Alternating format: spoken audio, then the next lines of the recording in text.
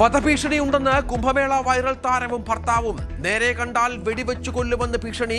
തങ്ങൾ കേരളത്തിലായതുകൊണ്ടാണ് സുരക്ഷിതരായിരിക്കുന്നതെന്നും news 18നോട്. ഫർമാന്റെ ജാമ്യാപേക്ഷ ഇന്ന് ഹൈക്കോടതിയിൽ.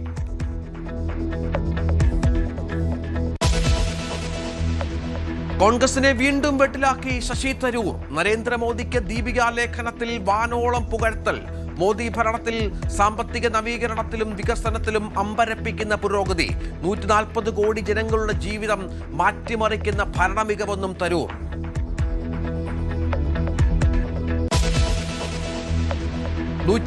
ഭരണഘടന ഭേദഗതിക്കൊരുങ്ങി കേന്ദ്ര സർക്കാർ. ഗുരുതരമായ കുറ്റകൃത്യങ്ങളിൽ പ്രതിയായി 30 ദിവസം തുടർച്ചയായി തടവിലാക്കപ്പെട്ടാൽ നിർണായക നടപടി. പ്രധാനമന്ത്രിയെയും മുഖ്യമന്ത്രിയെയും മന്ത്രിമാരെയും വരെ പുറത്താക്കാം. ജൂലൈ 17-ന് JPC-യുടെ അംഗീകാരം ബില്ലിന് കിട്ടിയേക്കുമെന്ന് വിവരം. എതിർപ്പുമായി പ്രതിപക്ഷം.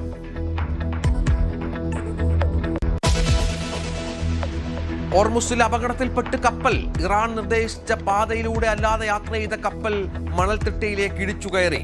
ദോഹയിൽ പരോക്ഷ സാങ്കേതിക ചർച്ച. വൻ പുരോഗതിയെന്ന് US പ്രസിഡന്റ് ട്രംപ്. പുരോഗതിയെന്ന് ഖത്തറും.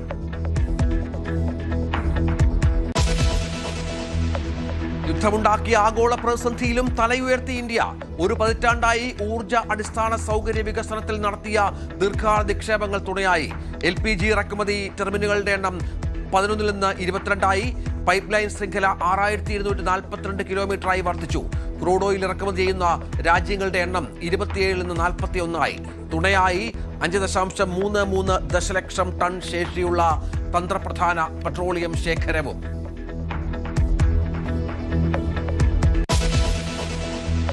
തമിഴ്നാട്ടിൽ രാഷ്ട്രീയ കൊടുങ്കാറ്റായി സർക്കാർ അട്ടിമറി ആരോപണം. DMK വെട്ടിലാക്കി സെന്തിൽ ബാലാജിയുടെ പങ്കാളിത്തം. 35 കോടി കോഴ ആരോപണത്തിൽ കൂടുതൽ അറസ്റ്റിലേക്ക് പോലീസ്.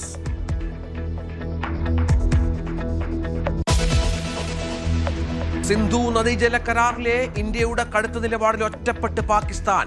വൈകാരിക പ്രതികരണവുമായി രാഷ്ട്രീയ നേതാക്കൾ. തീരുമാനം നിയമവിരുദ്ധമാണെന്ന് പാക് ഉപപ്രധാനമന്ത്രി. സിന്ധു നദി പാകിസ്ഥാന്റെ ജീവരേഖ എന്ന് ബിലാവൽ ഭൂട്ടോ. എല്ലാ ലോകക്രമങ്ങളും തകർന്നടിയുമെന്ന് പാക് മന്ത്രി മുസാദിഖ് മാലിക്.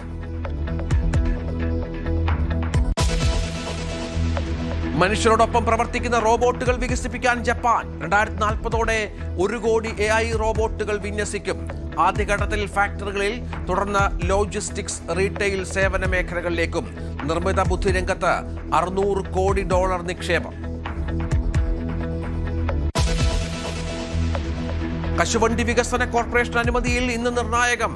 INTUC സംസ്ഥാന പ്രസിഡന്റ് R ചന്ദ്രശേഖരനെയും കാഷ്യൂ കോർപ്പറേഷൻ മുൻ MD രതീഷിനെയും പ്രോസിക്യൂട്ട് ചെയ്യാനുള്ള അനുമതി റിപ്പോർട്ട് ഹൈക്കോടതിയിൽ സമർപ്പിക്കും.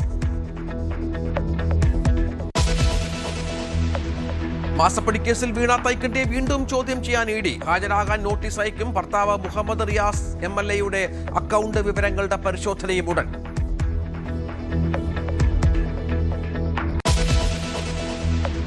ഓപ്പറേഷൻ നിംകൂറിൽ നടപടി തുടരാൻ കസ്റ്റംസ്. ഭൂട്ടാൻ കാർ കടത്തിൽ നടൻ ദുൽഖർ സൽമാനെതിരെ നിയമ നടപടികൾ തുടരും. ചോദ്യം ചെയ്യൽ വിവരങ്ങളുടെ അടിസ്ഥാനത്തിൽ തുടർ നടപടി.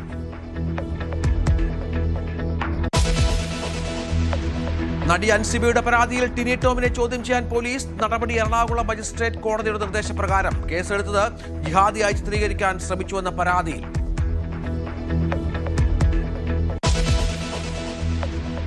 ഇംഗ്ലണ്ടും ബെൽജിയവും ലോകകപ്പിന്റെ പ്രീ ക്വാർട്ടറിൽ. കോങ്കോയെ തോൽപ്പിച്ചത് ഹാരി കെയ്ന്റെ ഇരട്ട ഗോൾ മികവിൽ.